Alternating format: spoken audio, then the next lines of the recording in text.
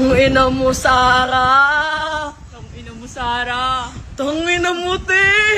Magnanakaw ka! Grabe yun! Tangina! May basketballista ka daw? May tomboy ka pa. Tangina! Sara, tangina mo! Tangina mo. On the spot ang isang political vlogger matapos pagbabarilin habang papasok ng bahay sa Caloocan. Sugatan naman ang kanyang kalibin na duguan pa ng madatnan ng mga otoridad. Live mula sa Caloocan, nasa front tayo ng balitang yan. Si News 5 Mr. Exclusive, Gary De Leon. Gary, ano pa ang mga nakalap mong impormasyon sa kasong ito?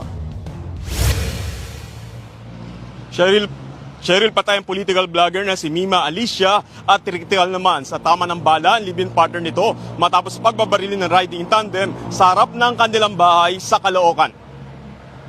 Nakaandusay sa kalsada at wala ng buhay ang babaeng ito nang madatnan ng mga otoridad sa Barangay 171, Caloocan City. Pinagbabaril umano ng riding in tandem ang babae na kinilalang si Mima Alicia, isang political vlogger. Agaw buhay naman ang kalibin niyang si alias Nelboy na tinamaan din ng bala. Nakausap pa siya ng mga barangay tanod habang dinadala sa ospital.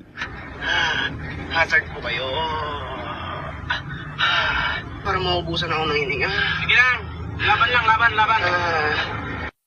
Base sa investigasyon, pasado alas 3 ng madaling araw kanina nang magparada ng kotse sa harap ng bahay nila si Alicia. Bumaba si Nelboy para buksan ang gate. Doon na biglang sumulpot ang riding in tandem at malapit ang binaril si Alicia na nasa driver's seat. Habang nakaparada ang sasakyan ni Mima Alicia sa lugar na ito para magparada ng sasakyan ng kanyang live-in partner, dinaanan sila ng riding in tandem at pinagbabaril.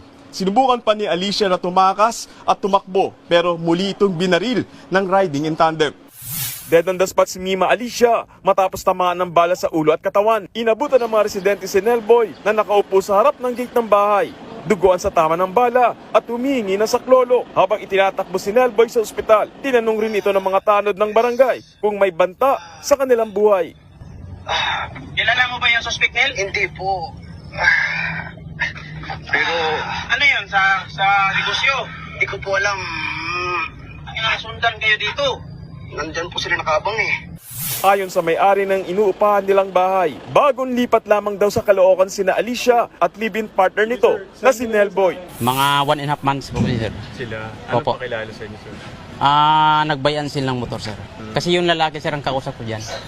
Wala raw nakakakilala sa dalawa at sa pagiging political vlogger ni Alicia. Madalas mag-post si Alicia ng content na sumusuporta kay Pangulong Bongbong Marcos. Bumuhos ang pakikiramay mula sa mga kapwa pro-BBM page at vloggers. Ilang oras matapos ang pamamaril, dumating ang dalawang lalaki at pilit pinabubuksan ang bahay ng mga biktima. Nagpakilala silang kamag-anak ng mga biktima at kukuha raw ng gamit ni Nelboy at pera na gagamitin sa ospital ng biktima. Galing po kami ng presinto, nagpirma-pirma po siya doon, binigay po yung cellphone and susi sa kanya dahil po, yun nga po, pinaliwanag po yung sitwasyon. Galing na kayo ng istasyon? Yes po. Okay.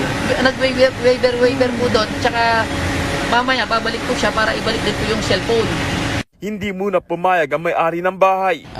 Humingi po ako muna ng clearance sa police, sir. Kasi baka under investigation pa po yung bahay.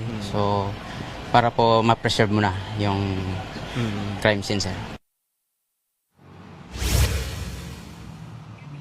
Kabilang nga sa iniimbestigahan, Cheryl, ngayon ng mga pulis ay kung may kinalaman sa krimen ang negosyo na mag-live-in sa buy and sell ng motorsiklo. Inaalam din kung may kinalaman ang pagpatay kay Mima Alicia sa pagiging political vlogger nito. Cheryl.